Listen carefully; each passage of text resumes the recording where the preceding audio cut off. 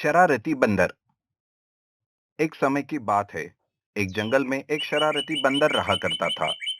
वो बंदर उसके पेड़ के पास से जो कोई भी गुजरते रहता उन सभी को पेड़ों के फल फेंक फेंक कर मारा करता था और उनको चिढ़ाया करता था। एक दिन रोज की तरह वो एक पेड़ पर चढ़कर फल खाता रहता है। तभी एक बारहसिंगा वहां से जाता रहता है। बंदर उसे देखकर कहता है, अरे वाह! बारहसिंगा, आज तो इसके मज़े लूँगा मैं।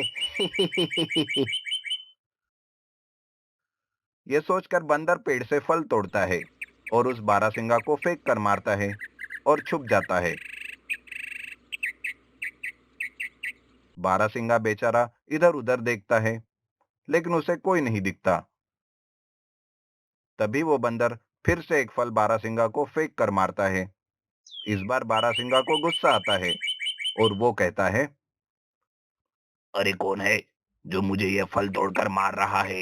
हिम्मत है तो मेरे सामने आ, फिर दिखाता हूँ मैं कौन हूँ। तभी बंदर उसे चिढ़ाते हुए कहता है, अगर तुझ में दम है तो तू ही पेड़ पर चढ़कर आ। अरे तू कौन है? सामने आ। इस तरह से बंदर का दूसरों की निंदा और उपहास करना यह रोज का काम बन गया था। इसमें उसे बड़ा आनंद आने लगा था। वो हमेशा दूसरे जानवरों और चिड़ियों की शारीरिक आकृति को लेकर खिल्ली उड़ाया करता था।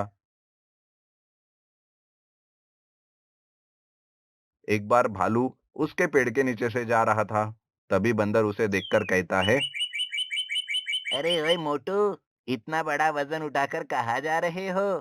तुझसे चलना तो भी होता है क्या? उसकी आवाज सुनकर भालू उसे कहता है, अरे कौन बोला रे? मेरे वजन से तुझे क्या प्रॉब्लम है? अरे तुझे देखता हूँ तो मुझे बड़ी भूख लगती है। इतना हट्टा कट्टा खाते पीता घर का लगता है तू। देख मेरे मुंह मत लग, वरना अपने नाखूने से फाड़ कर रख दूंगा तुझे। अबे तेरे हाथ आऊंगा तभी ना। तेरे नाखून से ना तू खुद की ही फाड़ दे। देख कितनी बड़ी दिख रही है। भालू वहां से चला जाता है।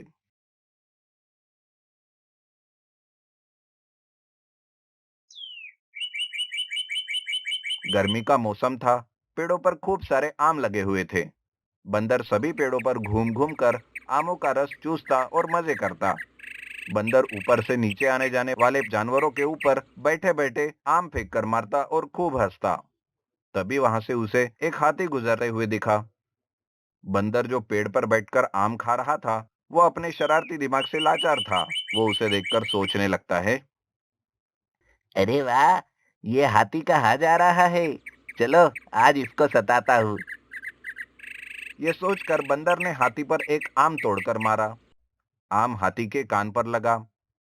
फिर दूसरा आम फेंक कर मारा तो वो दूसरे हाथी के आंख पर लगा। ये देखकर हाथी को गुस्सा आया और वो बंदर से कहने लगा, अरे नालायक शरारती बंदर, तेरी वजह से मेरी आंख फूट जाती। हाँ तो क्या होता? एक आँख ही फूटती ना, दूसरी तो रहती, उसी से काम चला लेना जिंदगी भर। ये सुनते ही हाथी को बड़ा गुस्सा आया और उसने अपनी सूंड ऊपर उठाकर बंदर को अपनी सूंड में लपेट लिया और नीचे खींचते हुए कहा, मैं आज तुझे मार डालूंगा। तू सबको बहुत परेशान करता है ना। हाथी बंदर को अपनी सूंड से पकड़कर और कसने लगा, जिस वजह से बंदर का दम घुटने लगा।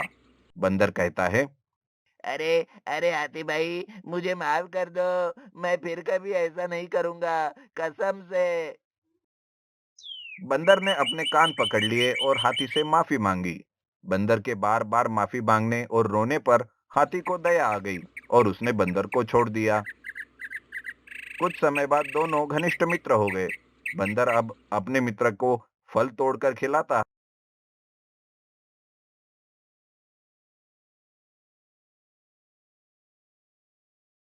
और दोनों मित्र पूरे जंगल में घूमते हैं।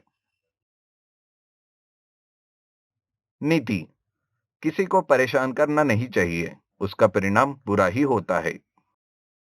Golden camel. एक घना सा जंगल था जहां पर शेर राजा की हुकूमत थी। शेर राजा का एक मंत्री लोमड़ी रहता है और खतरे की खबर लाने के लिए उसका एक पालतू चील रहता है। जंगल में कुछ भी खबर हो वो जाकर शेर राजा को बता देता है।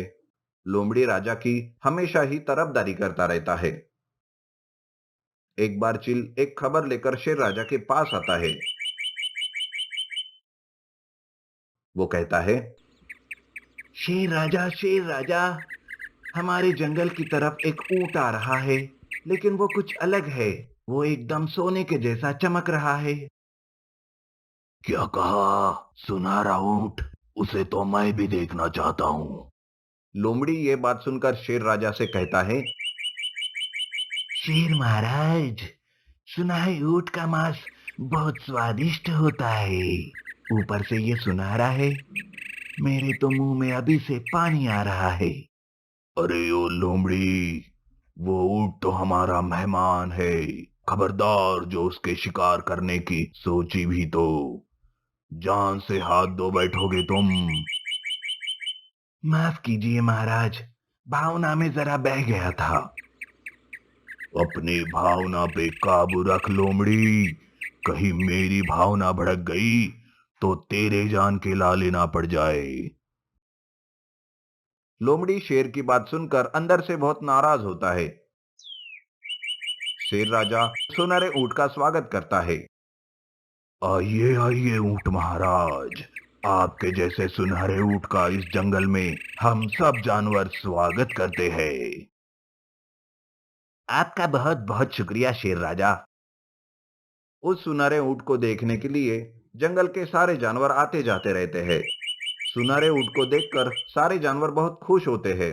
ऊंट सच में बहुत खूबसूरत दिखता है। शेर राजा भी सुनहरे ऊंट की खिदमत करने में कोई कसर नहीं छोड़ता। वो लोमड़ी से कहता है, अरे ओ लोमड़ी, आप ऐसे क्यों बैठे हो? जाओ और सुनहरे ऊंट के लिए अच्छी हरी भरी घास का इंतजाम करो। ना चाहते हुए भी लोमड़ी सुनहरे ऊंट के लिए हरी भरी और अच्छी घास का प्रबंध करता है और सुनहरा ऊंट उसे बड़े ही मजे से खाता है। अंदर से लोमड़ी उस सुनहरे ऊंट को घास खाते हुए देख सोचता है, खाओ खाओ, हरी भरी घास खाओ सुनहरे ऊंट। तुम जितना हरी भरी और अच्छी घास खाओगे, तुम्हारा मांस उतना ही टेस्टी लगेगा।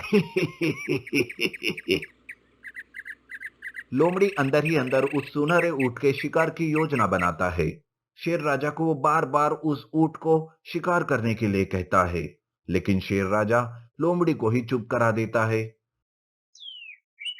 एक बार शेर राजा सुनहरे ऊंट को अपना जंगल दिखाने ले जाता है। जंगल देखकर सुनहरा ऊंट कहता है, शेर राजा, आपका जंगल बहुत हरा भरा है। हमें तो रेगिस्तान में ही अपनी जिंदगी निकालनी पड़ती है, जहां पर ना तो ढंग से घास मिलती है और ना ही पीने को पानी। फिर तो ऊंट महाराज, आप यही इस जंगल में रह लीजिए, हमेशा के लिए। नहीं नहीं शेर राजा जी, ये इस प्रकृति के खिलाफ है। मेरा झुंड भी मेरी प्रतीक्षा कर रहा है। इस तरह से ऊंट और शेर राजा की बातें चलती रहती है। तब लोमड़ी ये सुनकर सोचता है, अरे बाप रे, इसका मतलब ये ऊंट कुछ ही दिनों में इस जंगल से चला जाएगा। मुझे जल्दी से कुछ करना होगा, वरना ये स्वादिष्ट शिकार मेरे हाथ से कहीं छूट ना जाए। ये सोचकर लोमड़ी एक योजना बनाता है।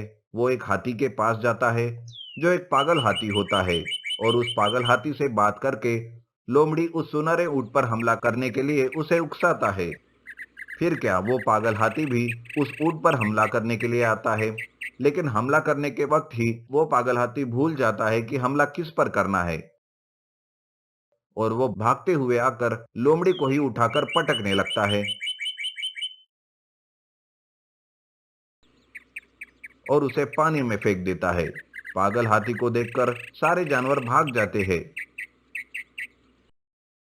कि तभी सुनहरा ऊंट लोमड़ी को बचाने के लिए तालाब में उतरता है और उसे अपनी पीठ पर लेकर पानी से निकाल लेता है।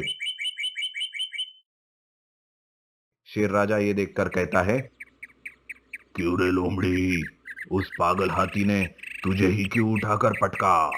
कहीं ये सब तेरा ही तो प्लान नहीं था? मैंने तुझे पहले भी समझा दिया था कि सुनहरे ऊंट की तरफ देखना भी नहीं। देख, तू जिसका शिकार करना चाहता था, आज उसी ने तेरी जान बचाई है। निकल जा यहाँ से और दोबारा मेरे सामने मत आना। शेर राजा, लोमड़ी को माफ कर दीजिए। सुनहरी ऊंट की यह बात सुनकर लोमड़ी अपने किए पर बहुत शर्मिंदा होता है और ऊंट से माफी मांगता है। कुछ दिन और मेहमान नवाजी करके सुनहरा ऊंट अपने रास्ते पर निकल जाता है।